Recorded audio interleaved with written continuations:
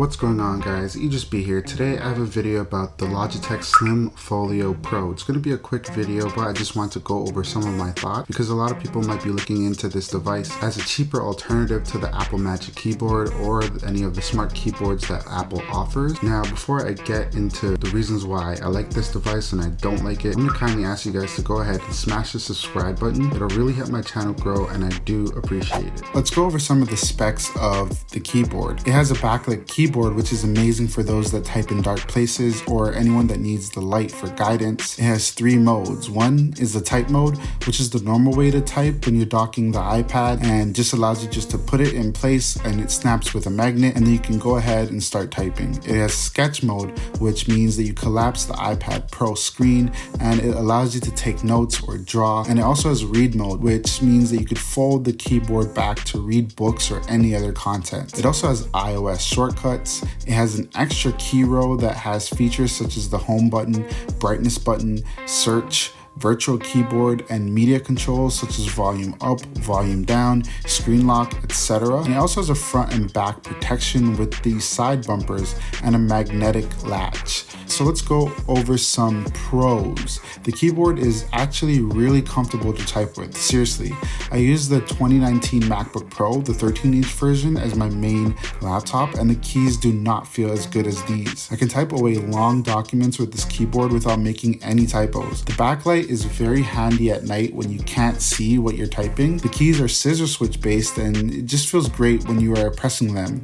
They're well spaced out and I usually have a high accuracy with these. The number row at the top is handy to have and it's not something you get on the more expensive Magic Keyboard. When I'm multitasking and I don't want to open the app to change Spotify or something, I can easily use these keys to do things I can't do on the Apple keyboard. Also, the lock button is very handy due to the case blocking the buttons.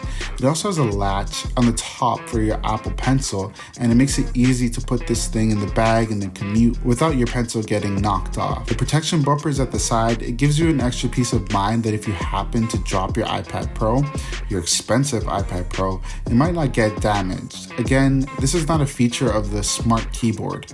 The keyboard also charges via USBC, which is a huge bonus. Seriously, I want USBC on all of my devices.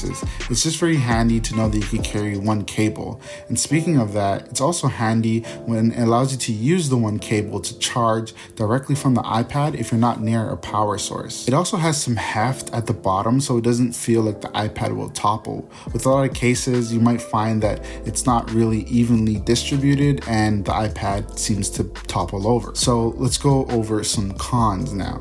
So this thing is thick. Seriously, it's thick and heavy. It makes the iPad feel a lot heavier than it should.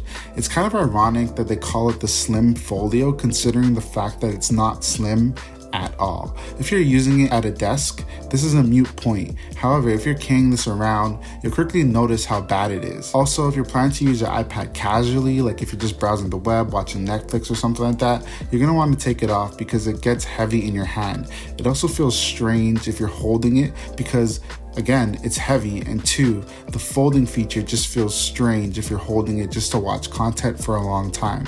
The keyboard does not make use of the smart connector, so that means that you have to ensure that it's charged. Logitech states that you get 3 months of use before needing to top up, and I can't really confirm that yet, but it would be good if it just sucked power off the iPad just like the Magic Keyboard. This also doesn't have a touchpad, and that's not much of a con since you literally can use your screen to navigate, or you can buy the other version of this that comes with a trackpad or even just use a Bluetooth mouse. The latch at the back to hold the pencil is great, but it's kind of annoying. Also, I don't want to nitpick, but sometimes it's unclear which way I need to use to open it up, like which way is the front and the back, and I ended up opening it up backwards.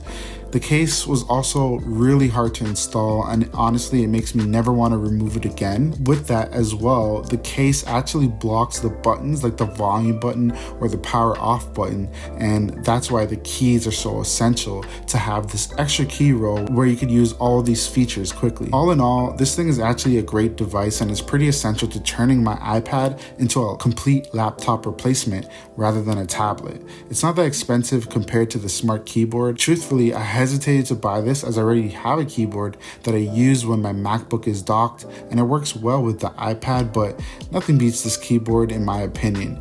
If you want something that's more portable, you can pay more and purchase the Smart Keyboard or the Magic Keyboard. However, just save a few bucks and get this since it's really that good. So those are my thoughts on the Logitech Slim Folio Pro. As you can see, it's a good Apple Magic Keyboard replacement or even the Smart Keyboard replacement.